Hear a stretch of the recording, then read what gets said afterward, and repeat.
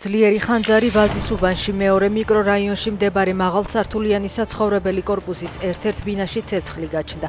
ადგილზე სახანძრო სამაშველო სამსახური მუშაობს.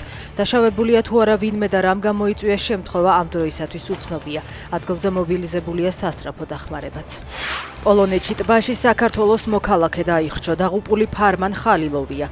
ის ბოლნისის მკვიდრი იყო და როგორც ადგილობრივი მედია წერს, პოლონეთში სამუშაოდ იყო წასული. ეს ბოლო ერთი კვირის განმავლობაში უკვე მეორე მსგავსი ტრაგედია. 29 ივნის პოლონეთში ერთ-ერთ ტბაში საქართველოს კიდევ ერთი მოქალაქე დაიღუპა. გავრცელებული ინფორმაციით 21 წლის ფატიმა ქერიმოვას მკვლელობაში ბრალდებული მისივე ბიძაშვილი თურქეთში დააკავეს. ქერიმოვა თბილისში განსაკუთრებული სისასტიკით მოკლეს. ის აზერბაიჯანიდან საქართველოში შეყვარებულთან ერთად ერთი თვის წინ ჩამოვიდა. კაცმა მალევე მიატოვა, რის შემდეგაც გოგონა დახმარებისთვის ოჯახს დაუკავშირდა. ამის შემდეგ მასთან ბიძაშვილი ჩამოვიდა, ბინა იქირავა და ქერიმოვა თავისთან წაიყვანა. მკვლელობის მოტივად ეგრეთ წოდებული ოჯახის ღირსების აღდგენა სახელდება. ეს ნამდვილი ომია, აცხადებს კრემლის პრესპიკერი უკრაინაში შეჭრიდან 4 წლის შემდეგ.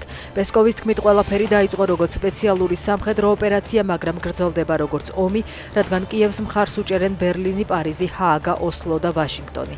პესკოვი აღნიშნავს, რომ დასავლეთი საკუთარი თანამგზავრების მეშვეობით უკრაინას უცხოური შეიარაღების რუსული სამიზნეებისკენ მიმართვაში ეხმარება.